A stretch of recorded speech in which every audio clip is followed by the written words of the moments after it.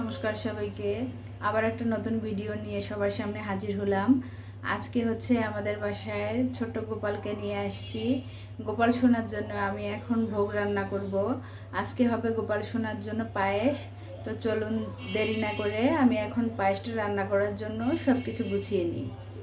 আমি হচ্ছে বাজার থেকে পায়েস রান্না করার জন্য সুগন্ধি চিনি গুঁড়া চাউল নিয়ে আসছি 1 প্যাকেট। আর হচ্ছে এখানে আছে দুধের একটা প্যাকেট আর কি। আর এখানে আছে হচ্ছে চিনি। এগুলো দিয়েই হচ্ছে এখন রান্না করব। তো চলুন রান্নাটা শুরু করা যাক। আমি এখন পাতিলে একটু জল দিয়ে দিব। জলটা আর কি একটু গরম হলে তারপরে আমি চালটা দিয়ে দিব। তো জলটা একটু গরম হোক।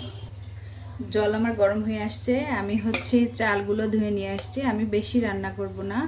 এইখানে হচ্ছে 1 মুঠ মতো চাল আছে। এখন আমি চালটা জলের ভিতর দিয়ে দিচ্ছি। আসলে ঠাকুরের জন্য যত কিছু করতে হয় বা যত কিছু করার প্রয়োজন, আমি এত কিছু জানিও না আর এত কিছু পারিও না। আমার মন থেকে যেটুকু হচ্ছে আমি পারি, আমি ওইটুকুই করার চেষ্টা করি। আমার অনেক ভুল ত্রুটি থাকবে। যারা আর কি এগুলো বেশি জানে, নিয়মকানুন মানে, তারাই এগুলো সুন্দর করে করতে পারবে, বলতে পারবে। তো আমি আমার মনের ভক্তি দিয়ে যতটুকু সম্ভব আমি ততটুকুই করি। এবার আমি হচ্ছে একটু সময় চালটা সিদ্ধ হওয়ার জন্য অপেক্ষা করব। দেখুন আমার প্রায় হচ্ছে চাউলটা সিদ্ধ হয়ে গিয়েছে। এখন আমি এর ভিতরে হচ্ছে আপনার দুধ আর হচ্ছে চিনিটা দিয়ে দিব। তখন আমি যে প্যাকেটের দুধটা দেখিয়েছিলাম, এখানে আমি সেই 1 প্যাকেট দুধ দিয়ে দিয়েছি। এখানে আমি একটু জল দিয়ে এখন গুলে নিব। দুধটা হচ্ছে সব সময় ঠান্ডা জলের ভিতর দিবেন, না হলে হচ্ছে প্যাকেটের দুধ তো আপনার হচ্ছে দলা পাকিয়ে যাবে, তখন আবার আরেক সমস্যা। এখন আমি সম্পূর্ণ দুধটা হচ্ছে পায়েসের ভিতরে দিয়ে দিব।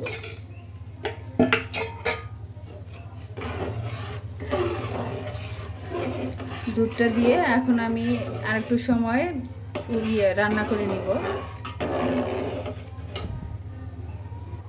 পায়েস রান্নার সময় আগে কখনো হচ্ছে চিনি দিবেন না। আর ভোগের পায়েসে তো কখনো হচ্ছে লবণ দেওয়া যায় না, আমরা আর কি দেই না লবণ।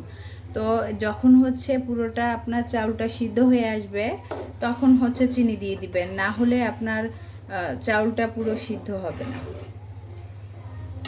এখন আমি দিয়ে দেব হচ্ছে পরিমাণ মতো চিনি।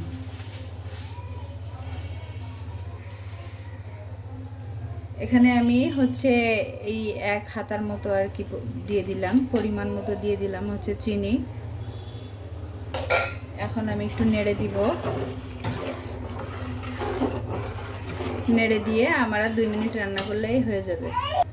আর পায়েস হচ্ছে আপনার সব সময় আপনি যদি অনবরত নাড়তে না থাকেন, নিচে লেগে যাবে।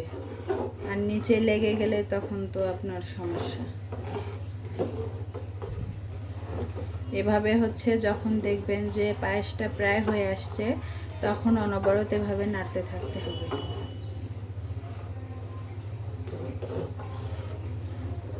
আমার হচ্ছে গোপালের জন্য অনেক কিছু করার ইচ্ছে ছিল। তো আমার মেয়ে ছোট, এর জন্য আমি হচ্ছে আর অত কিছু করে উঠতে পারিনি। আজকে ইচ্ছে ছিল অনেক কিছু রান্না করার, অনেক কিছু দিয়ে আমি গোপালকে ভোগ দিব। এটা আমার অনেক দিনের ইচ্ছা ছিল, কিন্তু যতটুকু পারছি ততটুকুই করছি। যতটুকু ইচ্ছা থাকলেও দেখবেন সব সময় সব কিছু করে ওঠা হয় না।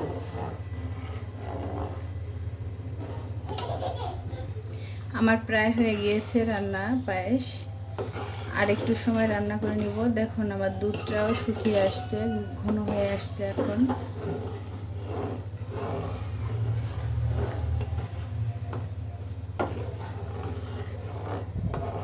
আগে এইসব করতে অনেক ভয় পেতাম যে আদৌ পারবো কি না।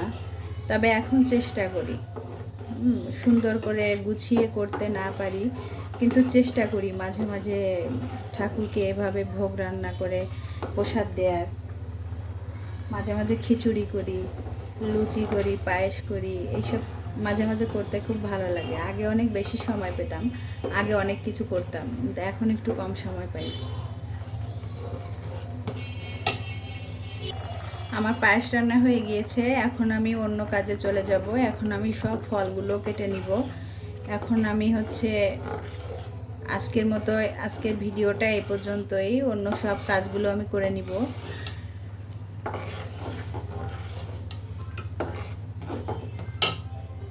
আমার কাছে আজকে হচ্ছে কাজু কিশমিশ ছিল না, এগুলো তার জন্য আমি হচ্ছে দিতে পারিনি।